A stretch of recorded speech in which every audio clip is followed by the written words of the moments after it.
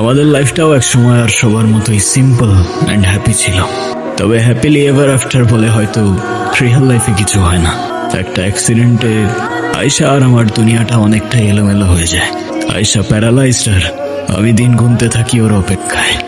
আমাদের দেখা হয়েছিল ক্যাম্পাসে, আমাদের ক্যাম্পাসে।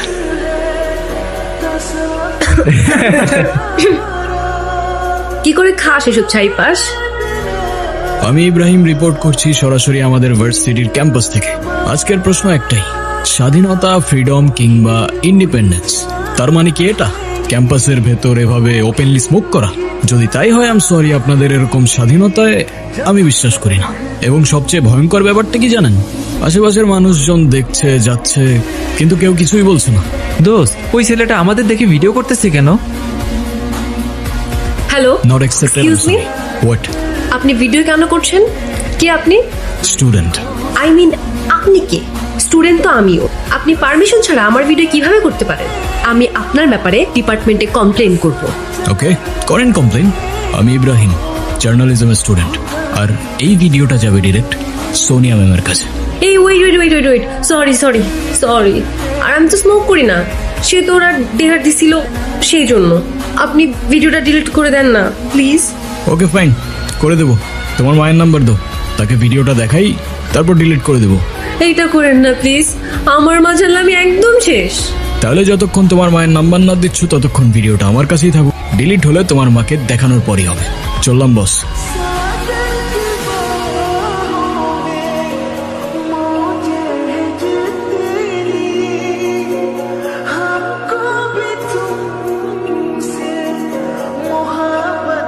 কি তুমি কাঁদছো কেন? আমি কাঁদলে আপনার কি? কি আপনি আমার মায়ের নাম্বার চেয়েছিলেন না? নেন, যা খুশি বলেন, ভিডিও দেখান, যা ইচ্ছা করেন। হ্যাঁ রে বল। হ্যালো আন্টি, আসসালামু আলাইকুম। ওয়ালাইকুম সালাম। আপনি কে? আন্টি, আয়শার ব্যাপারে আপনাকে কিছু কথা বলার জন্য কল দিলাম। হ্যাঁ বলো। আন্টি, আপনার মেয়ে তো অসাধারণ একজন মানুষ। আমি ওর ক্যাম্পাসেরই ফ্রেন্ড। ক্যাম্পাসের সব টিচাররাই ওকে অনেক ভালোবাসে। ক্যাম্পাসে ওর মতো আরেকটা মেয়েও নেই। তাই ভাবলাম যে মেয়ে এত ভালো, তার মা না যেন কত ভালো মনের মানুষ। তাই ওকে বললাম আপনার সাথে একটু কথা বলার সুযোগ করে দিতে। ও মা, তাই নাকি? Thank you. তুমি তো খুব সুন্দর করে কথা বলো। শুনো, তুমি আয়শার সাথে আমাদের বাসায় আসবা, কিন্তু তোমার কিন্তু দাওয়াত রইল। আপনি আমার মাকে কিছু বললেন না কেন? সে তো আমি এমনিও বলতাম না। তুমি তো লিটারেলি কান্না করছিলে। আমি তো নিজেও বুঝতে পারিনি তুমি এতটা ভয় পেয়ে যাবে। এদিকে তাকাও, তুমি তো জানো তুমি ভুল না, রাইট? তো তুমি নিজে যখন জানো তুমি রাইট, তোমায় যে যতই ব্ল্যাকমেইল করুক না কেন, দুনিয়ার কাউকে তোমার ভয় করার প্রয়োজন নেই। কি বুঝছো? জি বুঝছি স্যার। কি বুঝছো? এটা নিছক কোনো মার্ডার হইতে পারে না সুমিত। খুনের মস্তিষ্কে ভয়ঙ্কর কোনো খেলা চলছে, বুঝলে? আমার মনে হচ্ছে ভাই, ক্রাইম সিন থেকে সরাসরি বলছি, এটা কোনো সাধারণ খুন নয়। হয়তো একটা ঘোষণা, নয়তো একটা চ্যালেঞ্জ, যা ছুড়ে দেওয়া হয়েছে পুরো সিস্টেমকে। এখানে এই মাটির নিচে খুনি পুঁতে রেখে গিয়েছে এক নিষিদ্ধ গল্প, যা সে কাউকে শোনাতে চায়নি। হয়তো বা চেয়েছিল চিরতরে চাপা পড়ে যাক। পুলিশ বলছে এই মৃত ব্যক্তিটাকে তারা খুঁজছিল বহুদিন ধরে, কিন্তু এখন সে নেই। আমি ইব্রাহিম এই মৃতদেহের পাশ থেকে একটা জীবন্ত প্রশ্ন তুলছি। এই শহরে ঘাতকের মুখোশ পরে কে ঘুরে বেড়াচ্ছে? প্রশ্ন আছে অনেক, তবে উত্তর জানতে হলে আমাদের যেতে হবে অনেক গভীরে। ততক্ষণ দেখতে থাকুন জনতা নিউজ। ক্যামেরাম্যান সুমিতের সাথে ইব্রাহিম হোসেন, জনতা নিউজ, ঢাকা। আবারও রাজধানীতে পাওয়া গেল সেই জেল পলাতক দলের আরেক আসামির লাশ। ভাই জানা গেছে উঠো না ভাই, আগেও উঠো। এর পেছনে লুকিয়ে আছে কোনো বড় রহস্য। এখন পর্যন্ত তাদের কোনো খুঁজে পাওয়া যায়। ও, আপনারা চলে এসছেন। অনেক ঝামেলার মধ্যে আছি, আপনাদের জন্য অপেক্ষা ছিলাম। হয় মিয়া, কয়দিন আগে যে নিউজ করে নিয়ে গেলেন, কই কোথাও তো দেখলাম না। আমরা শুধু বিরিয়ানিতে মশলা খাই স্যার, ভিউজের জন্য সেটা নিউজে দিই না। তাই যারা সত্য দেখতে চায় না কিংবা জানতে চায় না, তাদের পর্যন্ত আমাদের নিউজটা ঠিক পৌঁছায় না স্যার। কি হচ্ছে এই দেশের অবস্থা? যেখানে ক্রিমিনালসরাই সেফ না, সেখানে আপনার আমার মতো সাধারণ মানুষের নিরাপত্তা কোথায়? একটার পর একটা লাশ পাওয়া যাচ্ছে, আমরা জানতে চাই পুলিশ আমাদের কি বলতে চায়। স্যার, একটার পর একটা মার্ডার হয়ে যাচ্ছে, আপনাদের ইনভেস্টিগেশনের ডিটেলস আমাদের জনতা জানতে চায়। আসলে কেসটা খুব কনফিডেন্সিয়াল। আসলে যে মার্ডার হয়েছে সে জেল পলাতক আসামি, আর আগে যে মার্ডারটা হয়েছে সেই মার্ডারের সাথে এই মার্ডারের কোথাও না কোথাও মিল আছে। আমরা খুনির খুব কাছাকাছি চলে এসেছি। কিছু পাজল মিলাতে পারলেই আমরা এই মার্ডারের মোটিভটা জেনে যাব। ক্রিমিনালস জেল থেকে পালিয়ে গেলে তাদের কিছুই করার থাকে না। সেই ক্রিমিনাল খুন হলে তারা খুনিকে খুঁজতে পারে না। পুলিশ কতদিন এভাবে নিজেদের দায়কে এড়িয়ে চলবে? প্রশ্ন আমাদের জনতার। তবে খুনি আসলে কে? হতে পারে সে আপনার আশেপাশেই আছে, চায়ের দোকানে, শপিং মলে, রাস্তার পাশে কিংবা আপনার সামনে। তাই সাবধান থাকুন, সতর্ক থাকুন, দেখতে থাকুন জনতা নিউজ। ক্যামেরাম্যান সুমিতের সাথে ইব্রাহিম হোসেন, জনতা নিউজ, ঢাকা।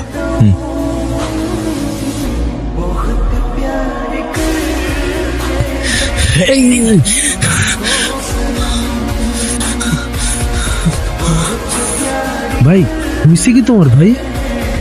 ভাই ডক্টর, আমার মেয়ের এখন কি অবস্থা? ওর মাথায় যে ট্রমা লেগে আছে এটা ব্রেনের নিউরাল রেসপন্স সিস্টেমকে এক প্রকার শাটডাউন করে দিয়েছে। মানে ব্রেন কমান্ড দিতে পারছে না শরীরকে। তবে একটা ভালো দিক আছে। কি ভালো দিক? উনি সব কথাই শুনছে, এমনকি বুঝতেও পারছে, শুধু সাড়া দিতে পারছে না।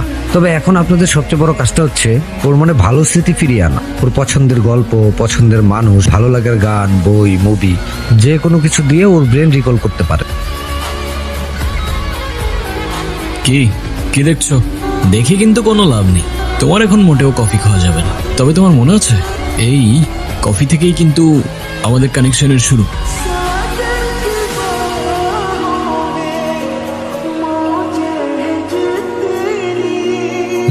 কি কই কি? কিছু না তো। তাহলে এভাবে স্টক করতেছো কেন? কিছু বলবা? না, আমি আবার কি বলবো? ওকে। এই দাঁড়ান। আচ্ছা, আমি যদি আপনাকে কনফিউজ করি আমি একজন সিরিয়াল কিলার, আপনি কি কাউকে বলে দিবেন? কাউকে বলবো না, ডিরেক্ট পুলিশে দিয়ে দিব। ধুর, আপনারা এই জার্নালিজমের স্টুডেন্টরা না অলওয়েজ গম্ভীর আর সিরিয়াস থাকেন। আপনাদের লাইফে কি কোনো এন্টারটেনমেন্ট নাই? হ্যাঁ আছে তো, এই যে তুমি দিব্যি চলতে ফিরতে থাকা একটা এন্টারটেইনমেন্ট। এখন বলো, এই উকি করার উদ্দেশ্য কি? আচ্ছা, আপনার কোনটা পছন্দ, চা আর কফি? কফি। তাহলে আজকে বিকেলে কফি ডেটে দেখা হচ্ছে, বাই। হোয়াট? এই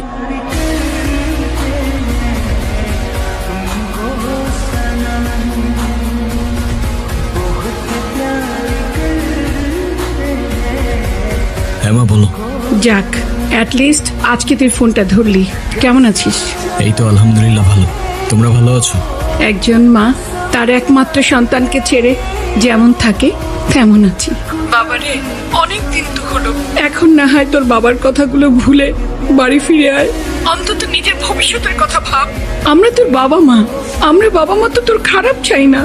মা, তোমাদের মতো আমিও তোমাদেরকে অনেক ভালোবাসি, কিন্তু একই কথা আমি আর বারবার বলতে পারছি না। মা, রাখছি, পরে কথা হবে। এতটুকু বোঝার চেষ্টা করো, এই সিচুয়েশনে আমার আয়সাকে ছেড়ে আসা পসিবল না। শোনো, আমি অ্যাটলিস্ট বাবা হিসেবে ছেলের লাইফটা শেষ হওয়া দেখতে পারবো না। এখন তোমার হাতে দুইটা চয়েস আছে, হয় তুমি এই বাড়িতে থাকবে আর না হয় ওই মেয়েটার পেছনে তোমার পুরোটা লাইফ শেষ করবে। এই দাঁড়াও, কোথায় যাচ্ছ তুমি? শোনো, আমি শেষবারের মতো বলে দিচ্ছি, এই যদি তোমার শেষ সিদ্ধান্ত হয় হলে এ বাড়ির ঘর, এ বাড়ির দরজা তোমার জন্য চিরতরে বন্ধ। লাশ লাশ লাশ, লোকালয়ে আবারও লাশ। বেড়িবাঁধের ময়লার স্তূপে পাওয়া গেল গুলিবিদ্ধ এক যুবকের লাশ। একদম 6টার 6টা বুলেট, একটাও মিস করে নাই। বাচ্চার কোনো চান্সই রাখে নাই, একদম ক্লিন শটস। সুমিত, তোর কি মনে হয় খুনির মনে ক্ষোভ না ক্ষত? এক্সকিউজ মি, দেখি। স্যার একের পর এক লাশ পাওয়া যাচ্ছে। পুলিশের ব্যর্থতা কিভাবে ব্যাখ্যা করবেন? আপনারা তো হাত গুজেই বসে আছেন। দেখুন, আমরা হাতে হারিকেন নিয়ে বসে নেই। তদন্ত চলছে, আর তদন্ত রিপোর্টে যা মনে হচ্ছে তাতে 3টা খুনই একই ব্যক্তির কাজ, আর 3টাই পূর্ব পরিকল্পিত। হয়তো রিভেঞ্জ কেস। ময়লার স্তূপে গুলিবিদ্ধ লাশ, চারপাশে শুধু নীরবতা আর প্রশ্ন। তবে উত্তর নেই তাদের কাছে, আপনার কাছে কিংবা আমার কাছে। শুধু দেখছি, শুনছি আর ভুলে যাচ্ছি পরবর্তী কোনো মুখরোচক খবরে। ক্যামেরাম্যান সুমিতের সাথে ইব্রাহিম হোসেন, জনতা নিউজ, ঢাকা।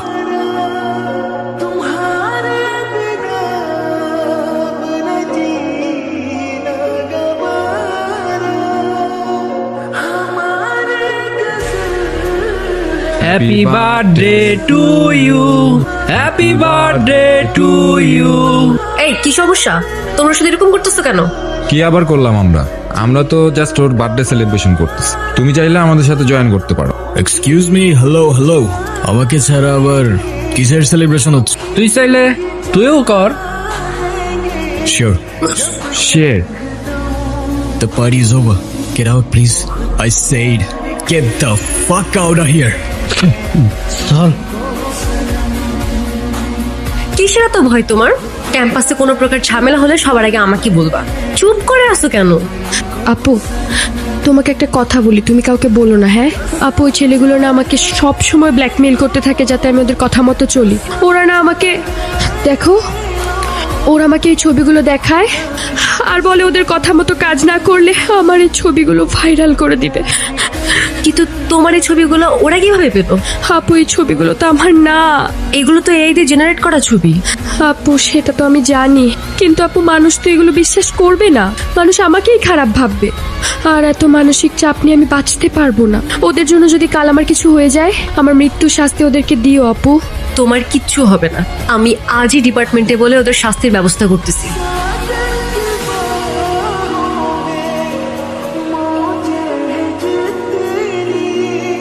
বছরের শুরুতেই সদ্য গ্রেপ্তার হওয়া আচ্ছা ভার্সিটি ভাইয়া, তরুণী এটা তো হত্যা আমাদের মামলার ভার্সিটির 4 জন কেসটা আসামি না? গতকাল রাতেই জেল থেকে পালিয়ে। হোয়াট? 4 জন এত সহজে কেমনে পালাইলো? Something is wrong Sumit. Ayesha কোথায়? আপু তো জানি না ভাইয়া। হ্যালো, হ্যাঁ হ্যালো, তুমি কোথায়? আমি তো বাইরে, ভালো কিচ্ছু বুঝতেছি না। আরে বাইরে কেন বেরোইছো তুমি? বাসায় চলে যাও। হ্যালো, কি বলতেছো? আমি কোনো কিচ্ছু বুঝতে পারতেছি না। আরে আমি বলতেছি তুমি তাড়াতাড়ি বাসায় চলে যাও। আমি তো বাসায় না, আমি তো ওয়ার্ল্ড ইউনিভার্সিটির কাছে।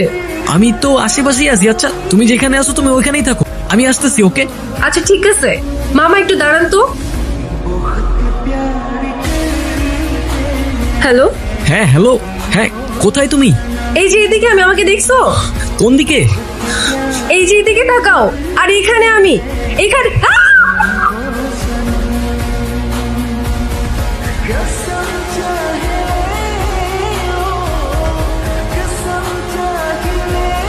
কোনো ময়লার স্তূপে ফেলে রাখা লাশ, কখনো নদীতে, কখনো রাস্তায়। কে এই ব্যক্তি?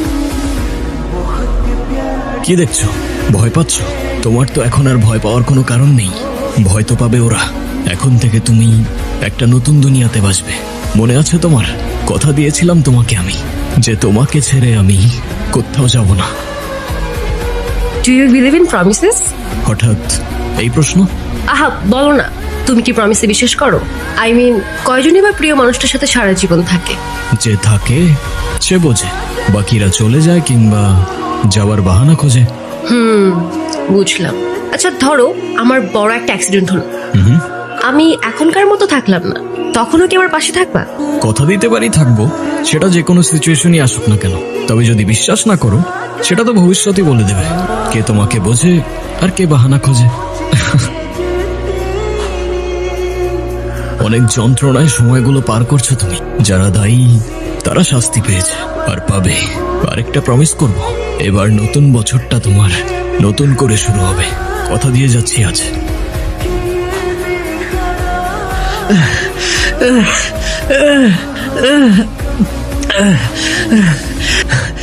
এই কে তুই? সারা আমারে ছেড়ে দিলে সেলিব্রেশন কিভাবে হবে বল? তুই ইব্রাহিম, তুই সবাইকে? কারেক্ট। কি কষ্ট হচ্ছে? বাঁচতে ইচ্ছে করছে? এতদিন তো অন্যের মৃত্যুতে অনেক উৎসব করেছিস না, এবার একটু নিজেরটাতেও করে দেখ।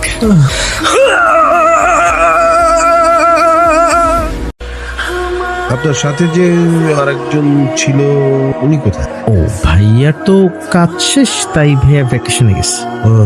আচ্ছা,